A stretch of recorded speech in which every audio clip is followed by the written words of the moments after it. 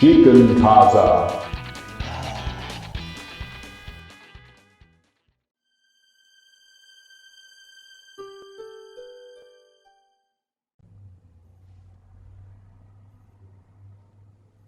Hello, and thank you for joining Sloppy Zen today. So this time we're going to be doing a 30-minute unguided meditation. That's no different, but what is going to be different is the pose that I'm going to be in. I'm going to be doing something that I think in yoga is called corpse pose, but more or less, it's just really me lying down. I think the real impetus behind me doing this is that down the road, we're all going to end up sick and suffering and lying in bed and dying, quite frankly. So that's a real uplifting thing to hear, I know, but to the extent you are meditating, it would be good to know how you can meditate in that condition. Or even if you're not in that condition, what if you're just in a situation where you injured your back, or you're in a situation where you can't really meditate sitting down for whatever reason. You might not have good seating. You might have forgotten at the end of the day, like, oh, nuts. I forgot to meditate today. Maybe you can do meditation towards the end of the day just before you go to bed. But basically what I'm going to be doing is I'm just, instead of doing a meditation when I'm in the normal modified burmese position, I'm just going to be doing it lying down. So I'm going to be adjusting the angle of the camera. My head is going to be on the zafu, much firmer than a pillow, certainly. But if you're in a situation where your head's not quite in the right position, maybe you could just bump it up with a couple pillows. I'm going to have zabuton underneath as kind of usual. You don't have a mattress here that I can just sort of dump down, but I think this zabuton is going to have to do. Now in Zen training, my understanding is that students are typically told to keep their eyes open during Zazen. Now I don't do that, and I later learned that Sakita didn't do that either. And I think there's probably other people that don't do it. It's, I think it's just ultimately it is what works for you. In any event, unless you're in a bunk bed or you're in a tent, I don't see how you can really easily keep your eyes kind of focused on one spot. You're looking at a ceiling, unless it's a totally blank ceiling. I don't know how you're not going to be kind of distracted. So it may be the case that when you're lying down, you need to keep your eyes closed, unless the room is dark, in which case I guess you can keep your eyes open. I'd say maybe when lying down, try it both ways. Ultimately, whatever works for you. But I'm going to keep my eyes closed. I'm going to keep the lights on, as is always the case. And I'd certainly suggest for pretty much anyone doing it, to the extent that they can, keep your lights on. If you're trying to do Zazen with someone else who's trying to go to sleep, it might not be the case for you. But to the extent you can, I think keep the lights on. It's going to help keep you awake. I'd say you may feel a little bit different kind of sensations when you're lying down compared to when you're doing meditation sitting up. So you may find that your use of the abdominal muscles may just feel a little bit different when you're lying down. It certainly did for me. It's subtle, but it's kind of always there. Like there's a little bit more of this downward kind of pressure all over. Now there is, of course, the big risk that you may fall asleep during Zazen while you're lying down or while you're in the corpse pose, especially if it's late at night. And there's certainly that risk if you have the lights out or you're accustomed to just falling asleep as soon as you lie down. I would say if you do find yourself falling asleep, or if you find yourself going, your thoughts are going all over the place, go into that deep breathing, focus on tightening those abdominal muscles, focus on just using your abdominal muscles and your diaphragm to, exhale.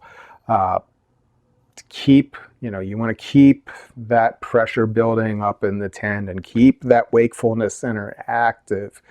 For me, that's been useful, maybe useful for you too. At the end of this Zazen, I just like to just go over my experience for this Zazen session. Hopefully, those of you who are disabled, those of you who are old, infirm, you're dying, whatever condition you're in, I hope you really do find some use for this. Or if you're in a situation where you just can't do Zazen sitting down, I hope you get some use out of it. I know I've already had to do it, and I find it useful. I'm going to be adjusting the position of the camera so you can see how I'm doing it. If any of you have any suggestions on how you do it while lying down, please leave them in the comments. And as always, let's get started. So I'm going to be starting the timer and adjusting the camera position now. I'm lying straight in a straight vertical, at least as much as I can. My head and just the base of my neck are firmly on the zafu. The zafu is filled with buckwheat and it's pretty firm. And my shoulders they're not on the mattress, they're not on the zabuton really, they're kind of resting above it a little bit. In terms of the position of my body, it's all just making it all straight as I can. Depending on your situation, you might not necessarily be able to do that, but I think most people will be able to get that. What is different probably from what you do if you're on a mattress is that my zabuton is only going to the top of my hip or the middle of my hip, whereas I think if you're in a mattress, you'd have a little bit more support underneath your legs. So the top of my thighs are not resting against anything. So all the pressure is kind of going on my calves and the balls of my feet. I think I would have more support if I was on a mattress, for better or worse.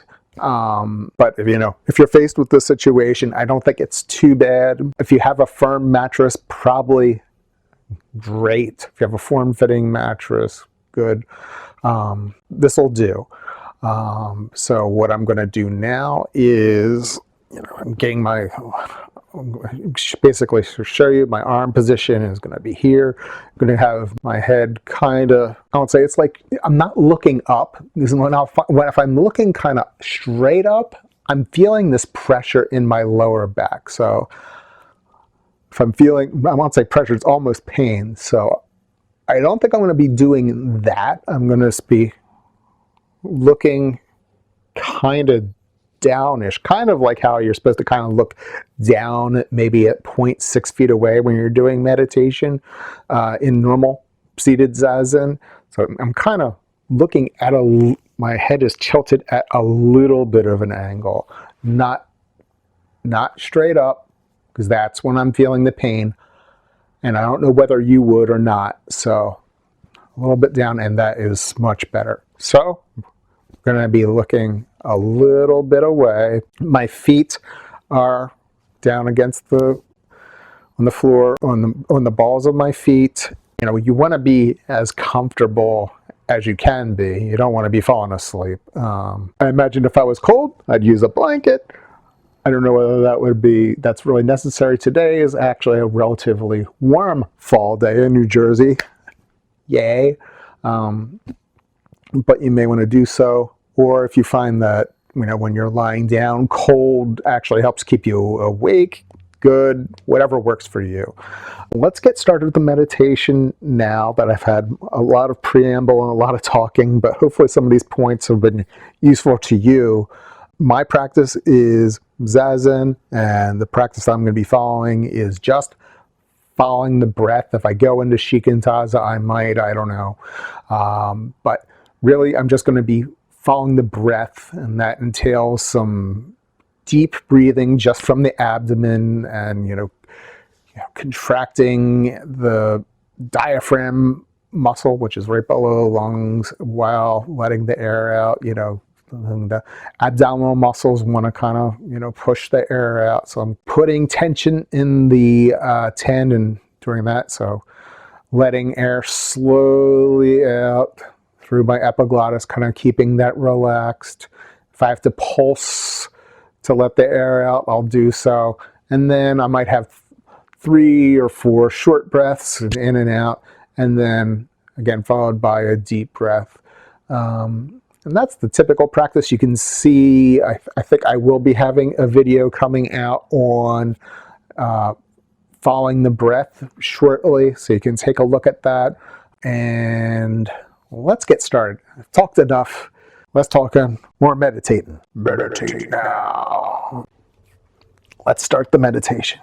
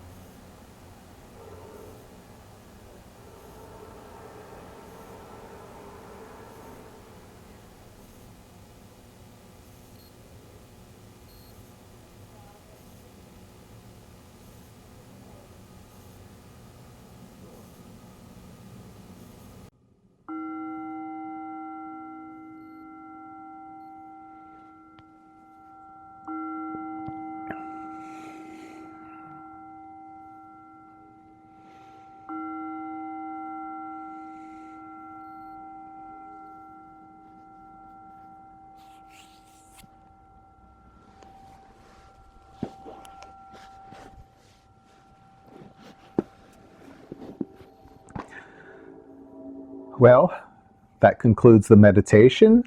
Now I'd like to briefly discuss some of the thoughts that went through my head during the meditation. So I apologize for this unusual pose that I'm in right now, but why not?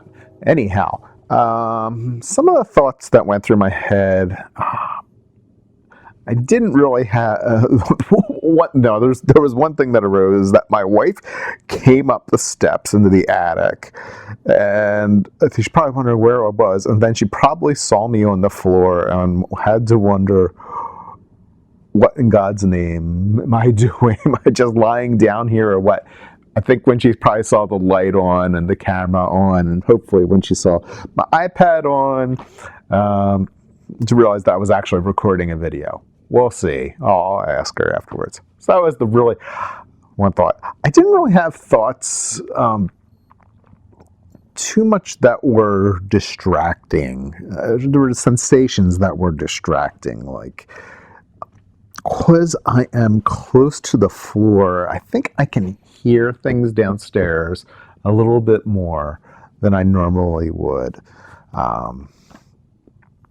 And when I'm when I'm lying down like that, I think you can probably hear things from the vibrations from, like, let's say, the pillow, or the mattress, or whatever.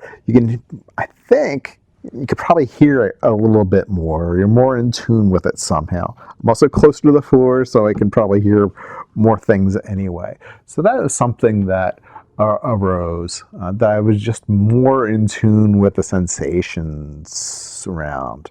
The audio sensations. In terms of the meditation itself, yeah, it was more difficult for me to kind of get into the groove of the meditation. I found myself not being able to just follow the breath. I'm noticing that I wasn't able to follow the breath. That's where my mind was. I did feel also the pressure. Oddly, I felt the pressure of my body more sitting this way than lying down than when I'm sitting. I think it's probably because, when you're lying down, you have the entirety of the surface area of your body, or the bottom of your body, where you can feel everything from your toes all the way up through your head. So a lot of surface area where you can feel something. As opposed to when you're sitting down, where you're really, maybe you're feeling it in your legs, your feet, and your rear. And that's probably about it for the direct sensation. Also, as I think I kind of alluded to before, there isn't as much stress on the abdominal muscles when you're lying down.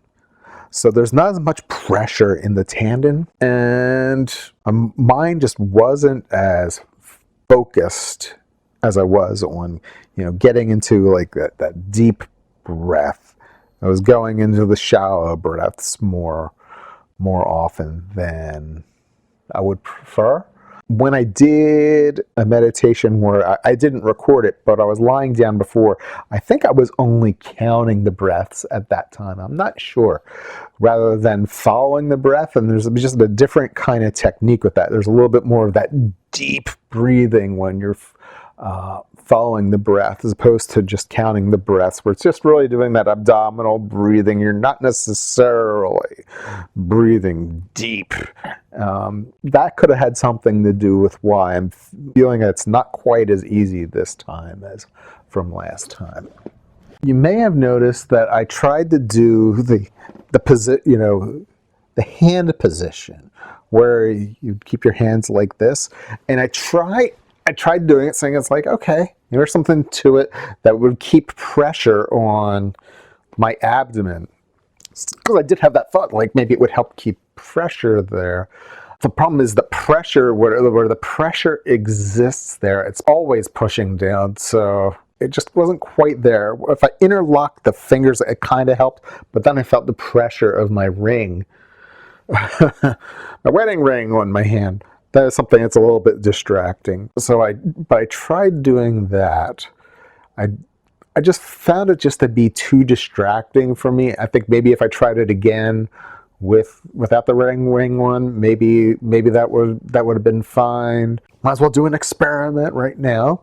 I'm going to do 3 short inhales and exhales. My ring is off now. I'm going to keep my fingers interlocked, but like this.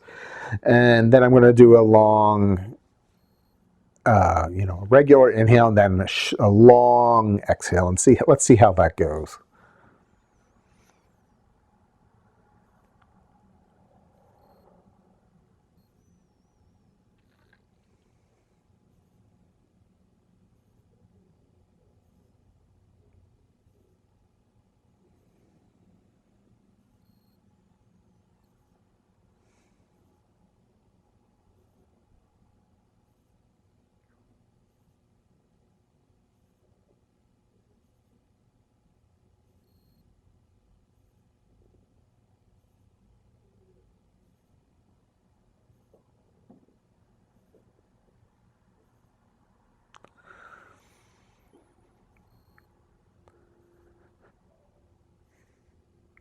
So not too bad. I'm on camera, and I was very much I think I was mindful of that, and I was focused on the breathing aspect of it. So certainly was never going to get into shikantaza that way, but it wasn't too bad. It was better without the ring on for sure. Whether having my hands there put pressure on the abdomen, and that helped, I don't know. What did not help is when I tried to do it. I can tell you, I tried 2 different ways. I tried with my hands, just sort of touching it, not interlocked. That was not good, because what happens then is that my hands just want to kind of just slide off. First of all, they want to slide off. Secondly, the elbows are not resting against anything. They're just off to the side. So that felt a little bit uncomfortable. Like I felt like I kind of had to do something. So the friction of keeping your hands interlocked may be necessary if you want to do that position. And if this helps with keeping more pressure in the abdomen, and maybe just be something to experiment. Maybe something to experiment with if you're doing the this position, whether it's what do you want to call it, the crook position, you want to call it the lying down position, whatever you want to call it. It's something that, I think it's something where I am going to have to practice with, because I think, I'm getting older. And at any time, one of us, you, me, whoever, can just get ill and be bedbound. So I think it's something that, now and then think about and practice with. And as someone who's kind of looking into Stoicism as well, it's something you probably want to think about, like, okay, what's it going to be like when you're infirm or when you're dying or whatever? How do you want to live that? Like, what's it going to be like? So we all have to face the fact, and this is a Buddhist thing, right? That we're all going to face sickness, old age, and death. Another uplifting Buddhist thing, but it's the unfortunate truth, or it is just the truth, whether it's unfortunate or not. It's a different story. We're all going to face suffering. So how can we face that is something that we're going to have to look into. And one of the ways that we can help face it is through how we're going to meditate. So hopefully this is shed some light for you. It's shed some light for me. I don't think this is going to be the last time I'm going to be doing this for you guys. Probably also going to try another position eventually. I'm not sure how well that's going to go, because I haven't done it in a long time. So it's probably been over 20 years since I've sat in the Caesar position. I don't recall myself particularly enjoying that position, so we'll see. If I really don't like it, it might be a 15-minute video rather than a 30-minute video. But who knows? Might be useful. I know Sakita actually really likes that position because it does stress the abdomen and, you know, puts tension on the tendon. So yeah, maybe a little bit of the opposite of what I was kind of seeing here, where I wasn't getting enough tension in the tendon and the abdomen. So I hope you found this useful. Please click subscribe and click like if you found this useful. Take a look at some of the other videos, like the Zen training video, especially that one that I, hopefully by now, have recently put up on the breathing. That could be useful, and hope to see you soon. Thanks for joining. Have a good one. Hello, and thank you for joining Sloppy Zen today. Zen.